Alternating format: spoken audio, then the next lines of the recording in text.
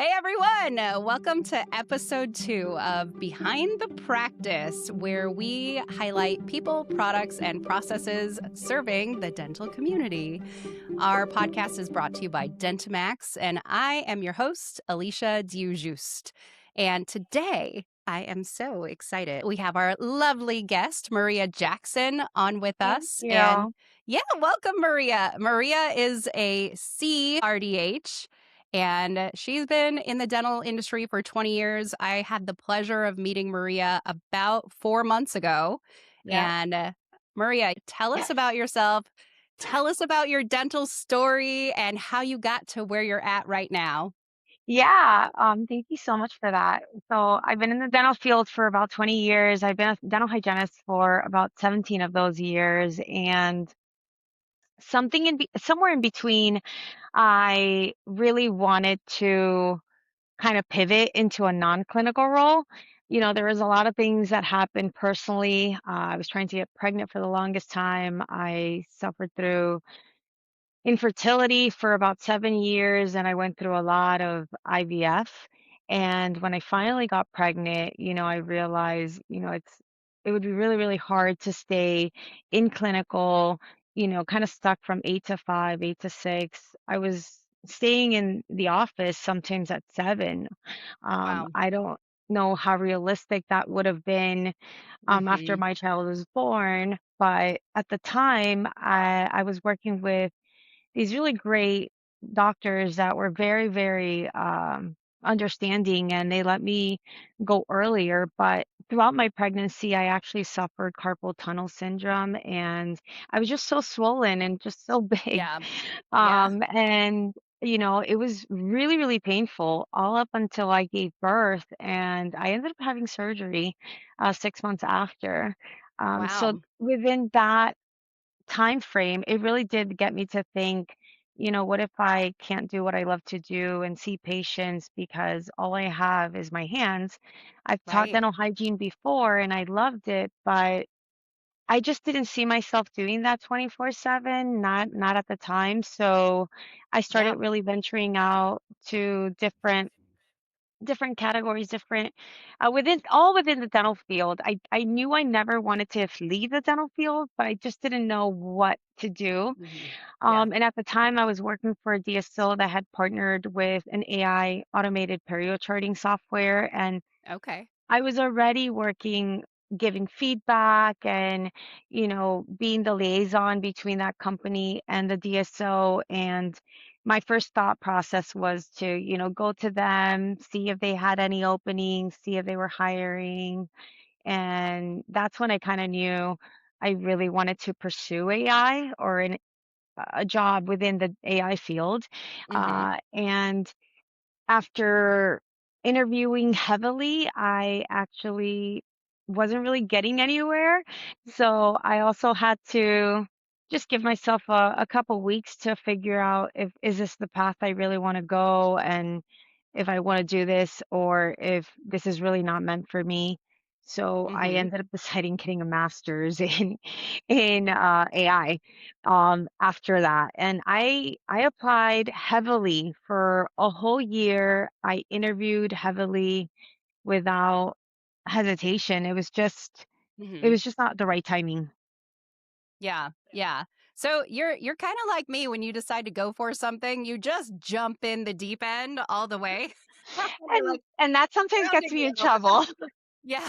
You're like, what's Yeah. that? Yeah, I'll work it out somehow. I'm like, I'm doing it. I'm like, Right. Newborn, no problem. Surgery, no yeah. problem. Let's just go get our masters. No problem. It wasn't my intention, but I realized I felt like I wasn't being taken seriously, and Yeah. I was like, you know what? I'm just gonna do it. I'm gonna get my master's and I'm gonna show how these companies are gonna regret their decision and I'm just gonna go for Yep. it. I really want I saw myself in the industry helping Hmm. out startups, Yep. knowing what I know. So Right. I did it. Yeah. And wow, what a valuable resource that's in your brain and the knowledge of having to be chairside and do the work and what kind of input you can give to a technology company because of that. Like you've lived it, you've done the job. And for anyone to not consider that and use that to their advantage is silly. Yeah. And it's hard, right? Like you have thousands and thousands of dental professionals. Like I hear it every Hmm. day. Dental hygienists are trying to get out of the industry mainly because Yeah. they're burnout, right? Like they Yeah. are It's tired, a their hard bodies job. hurt. Yeah. Yeah, and it's a Yes. very repetitive job. So I felt like I had capped out. I felt like I wasn't Hmm. growing anymore. So that's Hmm. another reason why I felt I needed something else to keep growing and kind of spread my wings. And Yeah. that's kind of the way how I went about it. But you hear it all the Yeah. time. You hear hygienists trying to leave the industry, and because so many are applying, there it's just really hard to not physically get through all the applications, get somebody. I mean, now you have AI robots, bots that are going through Hmm. resumes and they're reading through all. So it's really hard to get like really pivot and land a non-clinical job. Yeah. No, I think you were really smart, especially in focusing on AI specifically. Um, Obviously, everything right now is AI. Every company is trying to figure out how to work in AI into their business, either even just for internal operations or customer facing. And Yeah, so I think you're right on time with your skill set, your knowledge, your background, and the degree behind it all so that, yeah, you can be taken more seriously. And you know, I think there's a lot of clinicians, not just hygienists, but I think there's a lot of dentists too, kind of yeah. experiencing a bit of the burnout like you talked about. Oh yeah, Um it's Dentistry is hard on the body for the clinical staff. I mean, you're constantly hunched over in the same position, not even, to mention the carpal tunnel, the hands, and all of that. yeah. I got carpal tunnel and did surgery on my wrists and my elbow, and that was just from typing at the front desk. So, Wow. let Yeah. alone using all the instrumentation. So, it is a hard job. And I'm curious, do you see that there's, outside of hygienists, do you see other dentists kind of leaning into AI and looking on the technology side more so and trying to get out of practicing dentistry too?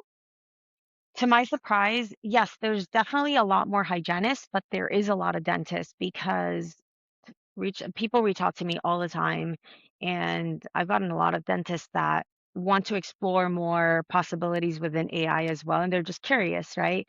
Because Mhm. their office is using AI tools and they have diagnostics or automated Right. period charting systems, and they're very curious to know what that looks like, and how they can, not only help but grow within that industry or that side of the industry too. So some Mhm. doctors are reaching out to work part-time. They still want to work Yeah. clinically, but they want to kind of see and get their foot in within the AI space. Or some people want to just completely just cross over and just work from home, have the flexibility, or they've been working chairside for a long time and they just Mhm. want something different. Yeah, definitely. And you actually, aside from getting your master's in AI, you went ahead and you started your own company, and it's all about AI, dental AI solutions. Tell us about your company, what you do there, how you help practices, clinicians, providers, all of that. Yeah, so I started the company really based on my own experience trying to pivot into this AI startup world. As I was interviewing, I really wish I had the support or someone to lean on for advice or Hmm. just for a little bit of insight because Yeah. I just wasn't really aware as I was interviewing and, the whole time I was looking for something very specific. I personally didn't even know what I was looking for. Yeah. I just knew I just Yep. wanted to be in the AI space. I didn't know exactly what that looked like. And every interview I did, I learned a little bit more. And I offer a manual in my course, and that's everything. I've interviewed from beginning to end, step to step guide, what that looks like, what's the verbiage like, what are the type of Mhm. roles that you're looking at if you once you're on this side, Yeah. what do the contracts look like? They're completely different. As a dental professional, you have a lot of roles that are under a W-2, whereas with the Mhm. startup companies, you are kind of like your own company and you represent yourself and you're a 1099. So not Yeah. always do you Right. have the same opportunities as chairside, but it just looks differently. And I just wish I had that support. So I ended up building a business basically around that. So I help with resume building, interview Mhm. skills. I try to prepare the dental professionals outside of clinical and based on their soft skills, what they have to offer to these companies and what those titles exactly are like so that they're Mhm. better guided and they know exactly what they would like and based on their background. And then at the very end, I kind of do a little matchmaking, right? Like I get approached by a lot of AI companies to work myself and I can't work them all. So what Mhm. I figured was why not spread the love Right. and, help other dental professionals that are trying to pivot into these roles and just help them get those roles as well, just with a little bit of guidance. That's all. Yeah, I love that. So you've got the technology piece, you have the dental piece, you have the consulting piece, you've got the coaching piece. It's like the whole package. Yeah, I mean, I tried That's to I I used to train dental hygienists and I used to do coaching Mhm. for like the longest time within the clinical space, right? Yeah. Seeing patients and helping them through the processes and helping them through the clinic, helping them understand the technology piece of it, Mhm. training different technologies and dental professionals through the offices, but I figured I haven't seen anybody who does what I do. There is a lot of coaches out there, a lot Yeah. of coaches, a lot of people do the resume and the LinkedIn and all of that, but there's nobody that I know of who's in the dental AI space that's Mhm. giving you those warm introductions into the AI space that will also provide all of that. And I've Right. worked a lot of those jobs. So I figured, why Yeah. not? I mean, I just want to Yeah. help. Yeah. Right. And the great thing, what I love about what you're doing, and to your point, what's different is you're helping set some of those expectations for the candidate who's looking to move into those positions and really kind of helping carve out what the role is, what it looks like, what you do in that role. It's like a whole new job market segment. Yeah. And there's a lot of roles that I've signed contracts with that I didn't Hmm. realize completely exactly what that meant. Yeah. And it's not until you get into the role because a lot of the startup companies, you might be hired for a specific role, but really you're doing 10 other different things. So you end up Hmm. learning a lot of different roles within that one role. So that's kind Right. of where I've grabbed a lot of those little pieces and those nuggets and I've Hmm. put them all in one manual so that I can kind of just like spread my knowledge and everything I know and everything Yeah. I'm still learning and growing, but I can just spread it Right. and help other people make that pivot a little less brutal. Yeah, for sure. So, to that point, what sort of people do you think would be great candidates for you to mentor them, for you to coach them? What sort of background and skills do they need a master's in AI technology? What do you look for when you're looking for the right person? I don't look at their degrees. They just have to Mhm. be some type of dental professional, right? Even Okay. dental managers, dental Mhm. assistants, dental hygienists, Yeah. dentists. What's most important is their years of experience.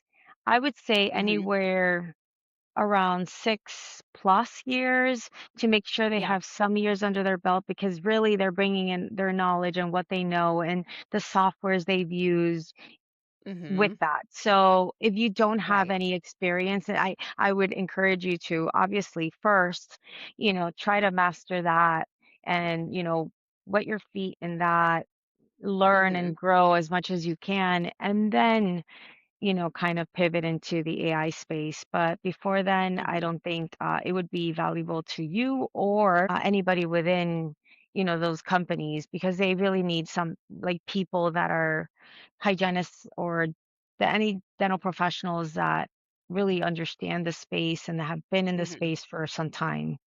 Right. Yep. So let's say there's someone who has been, in office administration for 10 years plus, and they've used a lot of different software systems, but they haven't really dabbled into AI yet. What advice or steps would you give to them to do in order to evaluate, like maybe they're interested, but it's like chat GPT, just asking question level. Where would you advise them to go next, and what sort of skills do they need to pick up to kind of move forward? I would say really look into all of the software AI companies that are out there, any Mhm. company that's out there that's within your scope, right? And what I Yeah. mean by that is everything you would normally use, right? You do phone Yeah. calls, right? You check insurances. So there's a lot of different companies that are within the front office realm, Mhm. right? So I would say Right. look into those companies, get some demos, see what that's like. How does that look like? How can you contribute to those companies, right? Is it your knowledge based on insurances? Is your knowledge, your verbiage, your scheduling skills? Mhm. There's so much that you can offer. I would say get familiar and start following all of those companies first to see if that's something that Yep. you would like and something you Mhm. see yourself doing, and then go from there. Yeah. Yeah. I think, like you, a lot of people have the same initial ignorance. And because of the Yeah. speed of the evolution of things, people don't really know what jobs are out there with AI that can relate to them. Do you have like a list on your website of, here's the kind of roles you might be able to, pick up with some coaching or with the right information?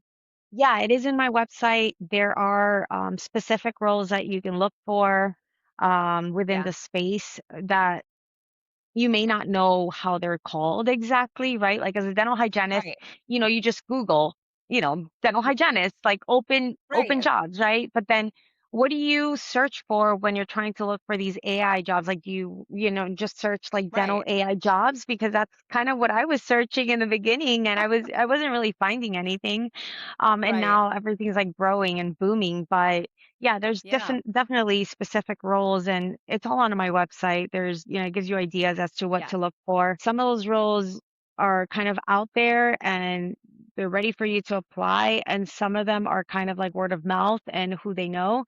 So it really depends. But I would say the Mhm. best thing you Yep. can do is just network with these companies, go into different associations or walk through Mhm. different conventions or different summits and see what's out there so that you can really network with them because then you'll really know Yeah. and understand and get to familiarize yourself with different things that are going on and what's getting out there, you know? Mhm. For sure.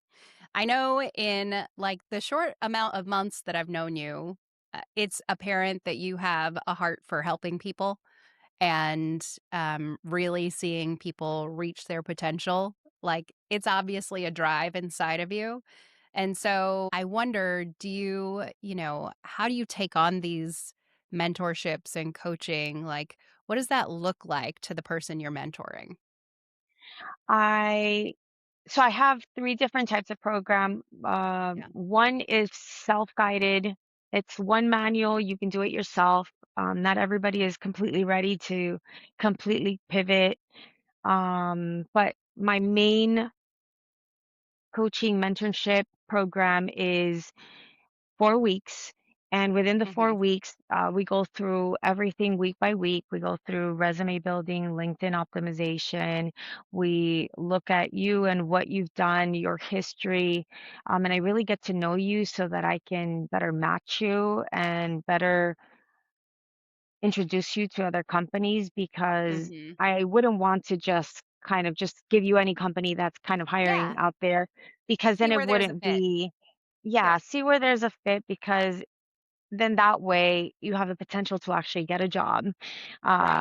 something that you would actually really enjoy. And, someone is looking for someone who has experience, I can see where the connection is. And towards the end of it, I just introduce you to a few companies that are a really good match, and then go from there. In your own journey, looking back on your history of how you got here, what did that transition actually look like behind the scenes?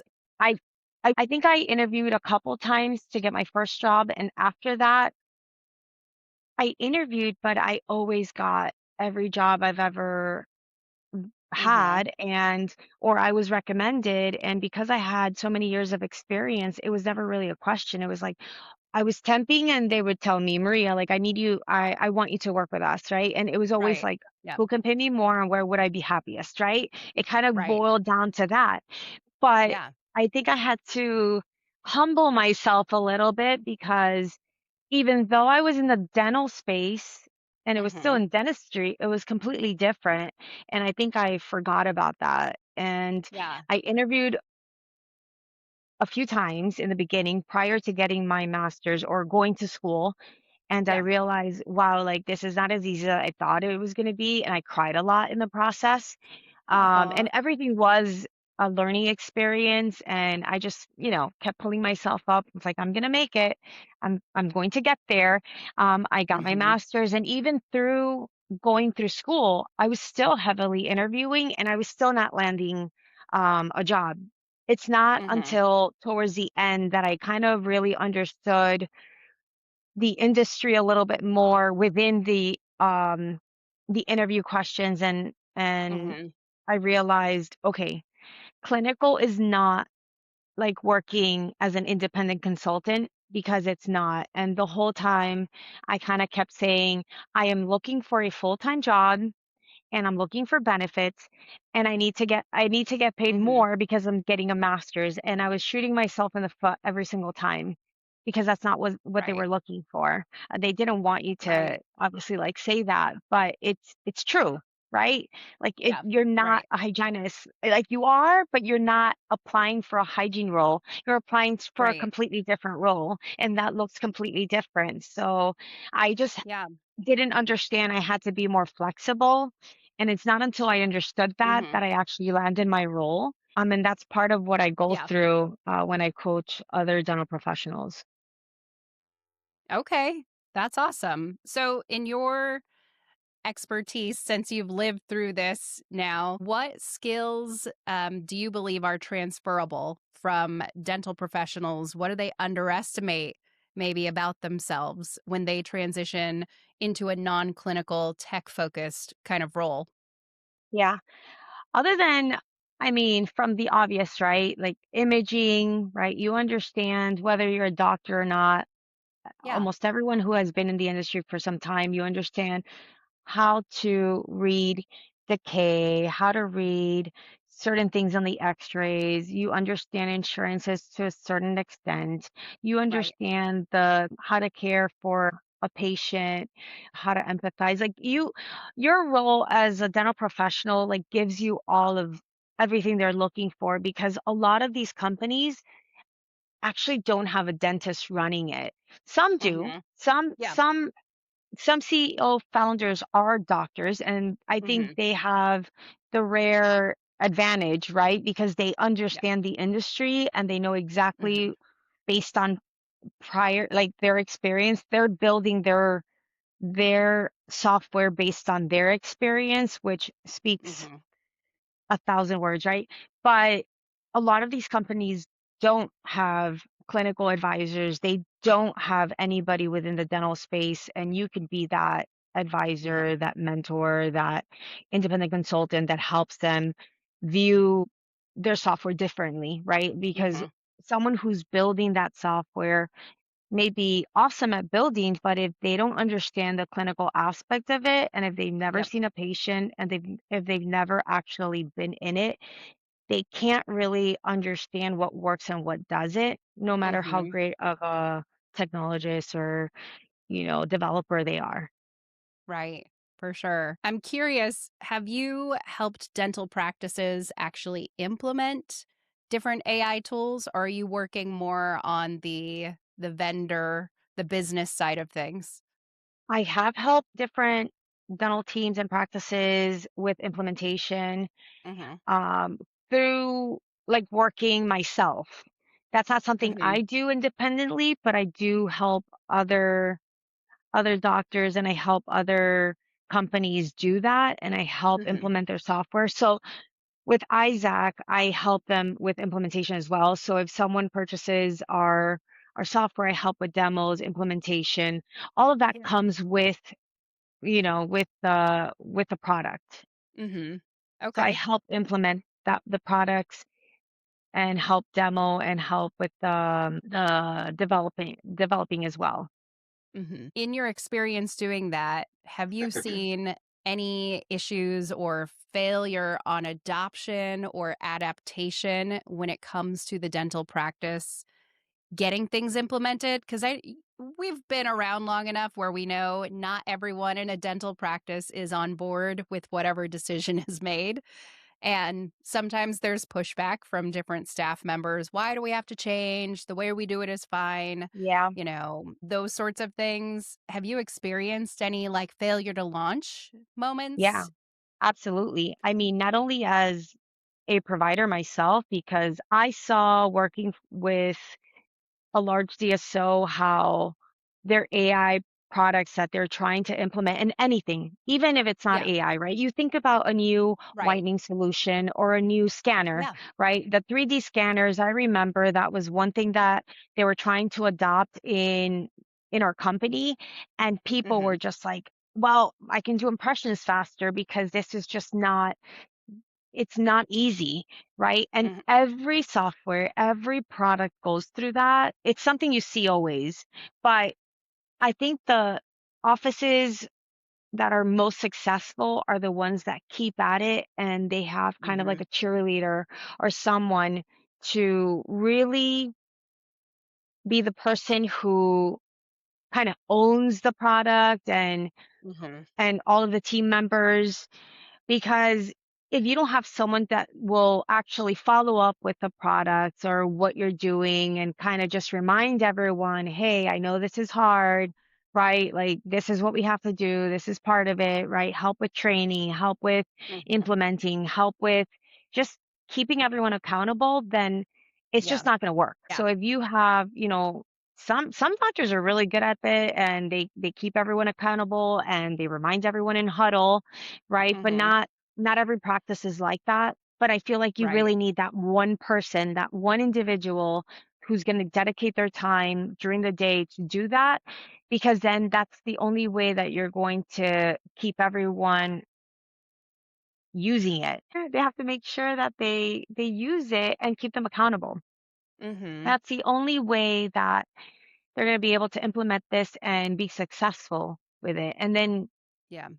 then it becomes part of their day, right? But it's not until, what do they say?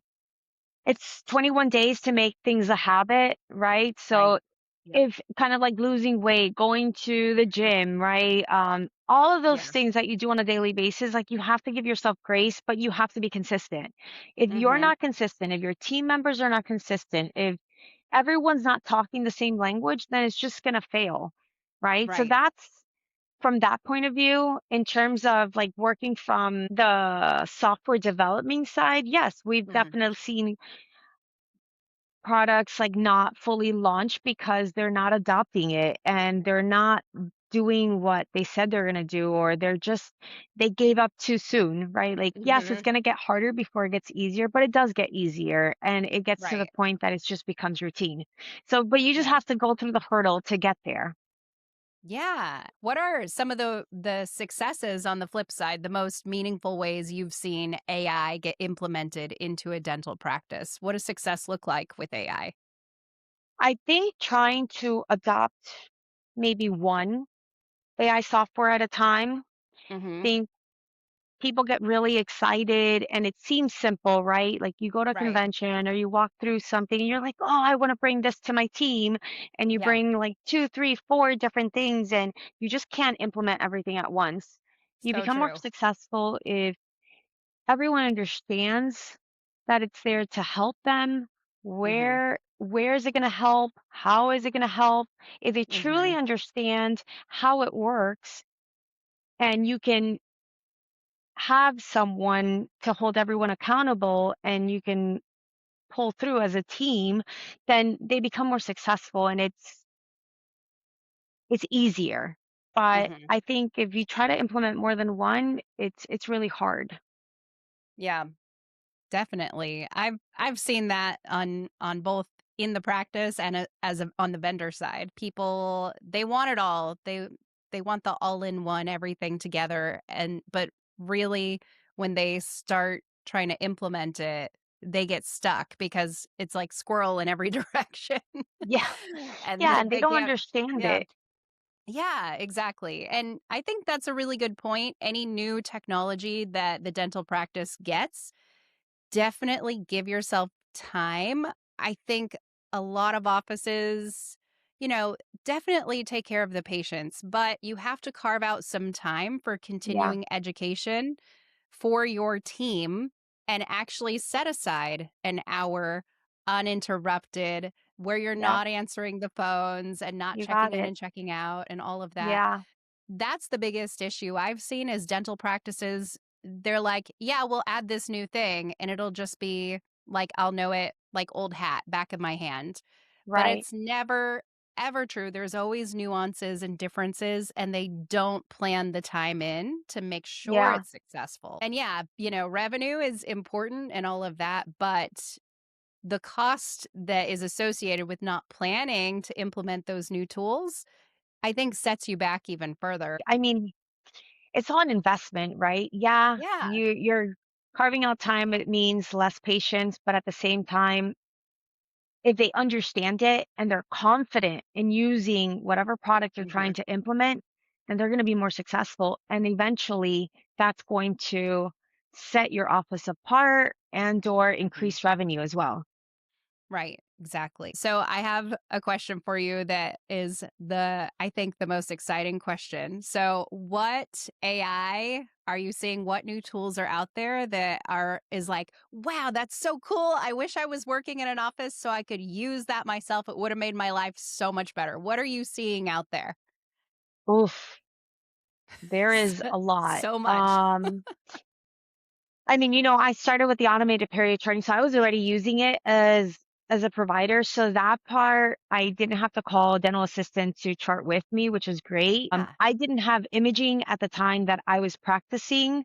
It's now that they signed the contracts and whatnot, and they're using it more and more Mhm. in practices. But I also saw in the revenue cycle management, there's a lot going on there. And Yep. I wish I would have had that because I was that one hygienist who kind of did it all so that my patient didn't have to wait. So I learned Yep. insurances. I would answer the phones. I would call.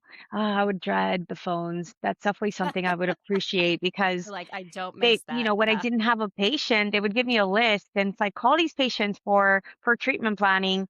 I mean, now you have bots that will generate a list and they will call Mhm. automatically and they talk Mhm.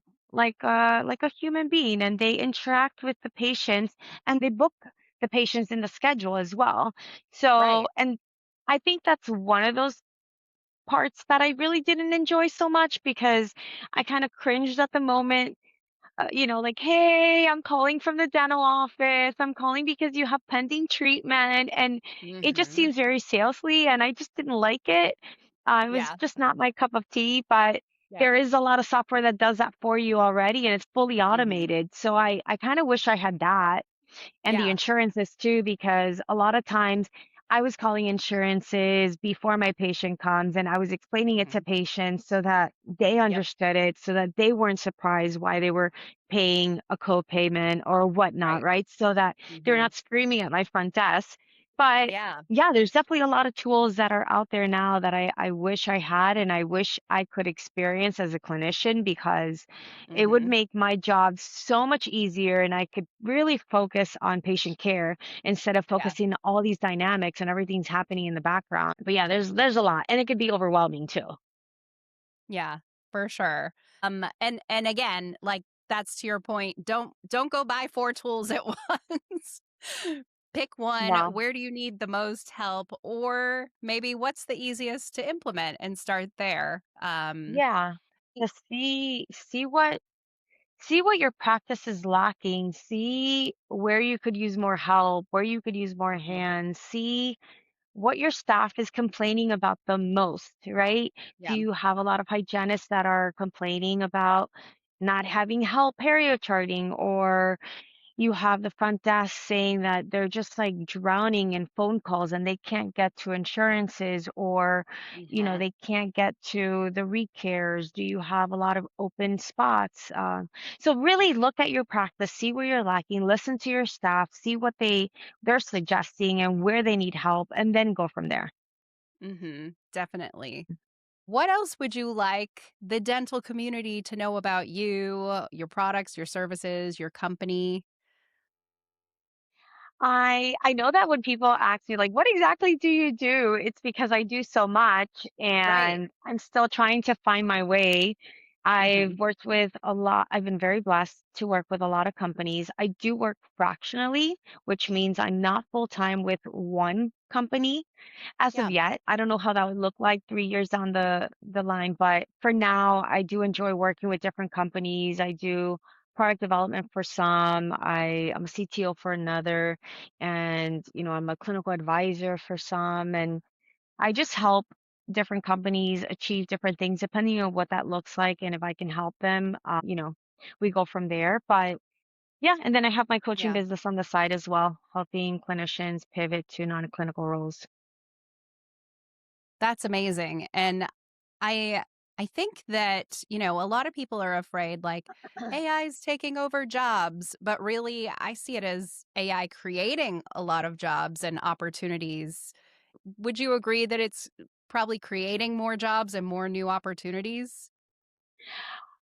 Absolutely. I think it makes you more efficient too. I mean, if you think about ChatGPT, Gemini, and all of these different, Claude, like all of these different platforms, right? Mhm. You wouldn't be able to write something. You still need the person to input the information, right? Right. But you Yeah. kind of have to direct it. I wanted to do it this way. I wanted to say this, and I wanted to really have this feeling or whatever that looks like, but you're Mhm. directing it, right? Right. It's not creating by itself. So it's facilitating a lot of the processes. So I think it's definitely there to create more jobs, and it's easier for you to do your job. Mhm. Um, can you imagine, kind of like life without calculators? Like, can you do Right. it? Yes, but would it be easier to get to a solution with a calculator? Yes, but Yeah. are there jobs like actually completely taking over? I mean, you still need human beings to, they have the empathy factor, they have all these Mhm. factors that like computers don't give us, right? But it really Right. does facilitate a lot of the end result. It's going to grow. So I Mhm. think you might as well kind of hop on and learn and grow with it, versus kind of falling behind and Mhm. kind of not knowing what's going on. But Yeah. I don't think it's there to fully eliminate your position or job. They still need you. Right. It's going to allow and create the opportunity to be able to empathize and be there more with the patient versus having to Mhm. worry about everything else. Exactly. Yeah. I couldn't agree with you more on that. Where do you see the dental offices who don't adopt AI solutions? Like, let's say 10 years from now, they're still like, no, no AI for us. Do you see that as a detriment to them? I don't think so. And I'll tell you, Okay. not per se. Yeah. They're just kind of be there. They're going to be there. Kind of like Yeah. if you think about sensors, right? You Yeah. still have offices that have not adopted sensors, right? So true. And they're just Hmm. there, right? Like they have their clients or their patients, but it's really hard to grow without having that technology because you're kind of like not growing with the herd. You're kind of just kind of there. Hmm. And in a way you're kind of falling behind. So I think Hmm. it's definitely a disservice in a way, because why not add more technology to what you're already doing, and Hmm. giving that more of a service to your patients. But I think they're not completely obsolete either. They're just there. Right. You know what I mean? Right. Kind of like Yeah. those officers, like, I don't think they're going anywhere. A lot of people are now looking for those offices that are implementing, technology, they're up to speed with everything. You don't have to have Hmm. everything, but, at Right. least becoming aware and having an AI tool to help your staff and, Hmm. help with patient care is, I think, really important. And I think patients see that too, and they see the efforts in the companies and offices that do have Hmm. those softwares Yeah. available. Whereas those, offices that don't really implement anything, they're just kind of what we call outdated, right? Oh, they're Right. just there, they're outdated, and they're not really doing anything Yeah. to grow.